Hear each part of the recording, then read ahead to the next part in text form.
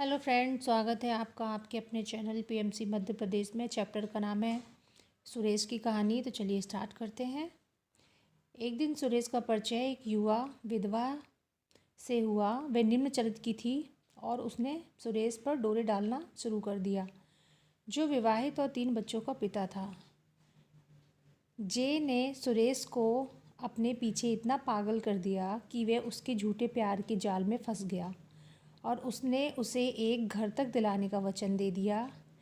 जे के प्रेम संबंध दूसरे लोगों के साथ भी थे, लेकिन सुरेश को इस बारे में कुछ भी पता नहीं था और वह पागलों की तरह उसके प्रेम जाल में ऐसा पड़ा कि उसकी स्थिति जे के गुलाम जैसी हो गई। जो वो विधवा स्त्री थी ना, उसका नाम जे था। जे उससे रुपए पैसे और गहने ऐंठती रही। जब सुरेश के पिता को पता चला कि सुरेश एक और औरत पर पैसे बर्बाद कर रहा है, तो उन्होंने सुरेश से बड़े कड़क शब्दों में बात की और उसे होश में लाया, क्योंकि उन्हें पता था कि ये औरत उसकी कमजोरी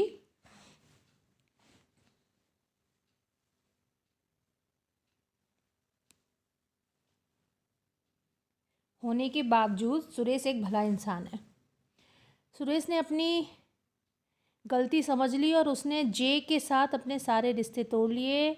जे बहुत ही स्वार्थी और बदले की भावना से ग्रस्त औरत थी, इसलिए उसने सुरेश और उसके परिवार से बदला लेना चाहा। जैसा कि मैंने पहले बताया, उसके कई चाहने वाले थे और वे उनमें से एक के बच्चे की मां बनने वाली थी, जिन्हें एक जाने माने हॉस्पिटल में गर्भ की जांच करवाई और अपने गर्भवती होने का प्रमाण पत्र तैयार करवाया। इस प्रमाण पत्र को वे सुरेश के घर ले गई और उसके माता पिता और उसकी पत्नी से कहा कि सुरेश ने शादी का वचन देकर उसके साथ धोखा किया और यह भी कि उसके साथ सुरेश का प्रेम संबंध था और वे गर्भवती है। उसने उन्हें कुछ अन्य कागज़, जिनसे ये साबित होता था कि सुरेश ने उसके नाम पर एक घर लेने की कोशिश की थी, के साथ हॉस्पिटल के कागज़ दिखाए। सुरेश की माँ इस बारे में सब कुछ नहीं जानती थी। कमज़ोर दिल होने के कारण उन्हें सुरेश के पिता ने कुछ नहीं बताया। सुरेश की पत्नी को भी कुछ मालूम नहीं था।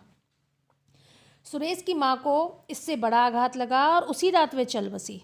सुरेश की पत्नी भी ये झटका सह न पाई और अपनी सास की अंतिम क्रिया के बाद वे अपने बच्चों को साथ लेकर सुरेश को छोड़कर चली गई। सुरेश और उसके पिता दुख से व्याकुल थे। उनके लिए खुद पर काबू पाना मुश्किल हो रहा था। वे जे को मार डालना चाहते थे, जिसने उनकी ज़िंदगी बर्बाद कर दी थी, और अब भी सुरेश से घर और रुपयों की मांग कर रही थी। सो वे उसकी हत्या की योजना बनाने लगे।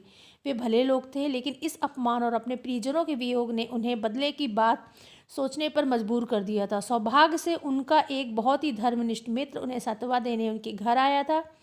सुरेश और उसके पिता ने उसे सारी कहानी सुनाई और ये भी बताया कि वे उस औरत को मारना चाहते हैं।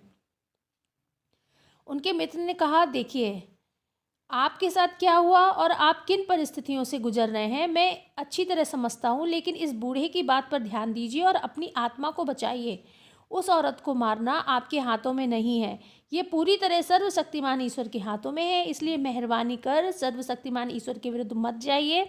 अपने भले दिमाग से उन दुष्ट विचारों को निकाल दीजिए। ये बुरे विचार आपको उस औरत की तुलना में अधिक नुकसान पहुँचाएंगे। आप दोनों इतने नीचे गिर जाओगे कि आप अपनी प्यारी माँ को स्वर्ग में नहीं मिल पाओगे। कृपया करके इस भयानक तरीके से सोचना बंद कीजिए। इसके बजाय आप कुछ ऐसा कर सकते हो जो सर्वशक्तिमान ईश्वर को प्रसन्न करे। उस औरत को आप उसके असली चेहरे का पर्दाफाश कर सकते हैं और आप उसकी दुष्चरित्रता का भेद खोल सकते हैं। ईश्वर इससे प्रसन्न होंगे, क्योंकि उस औरत द्वारा आगे किसी को धोखा नहीं दिया जा सकेगा और शायद उस औरत को सुधरने का मौका भी मिलेगा। इस नेक सलाह और मार्गदर्शन ने सुरेश और उसके पिता को पापी आत्मा बनने से बचा लिया। तो ये था आज का चैप्टर और ध्यान करते रहिए। Thank you so much.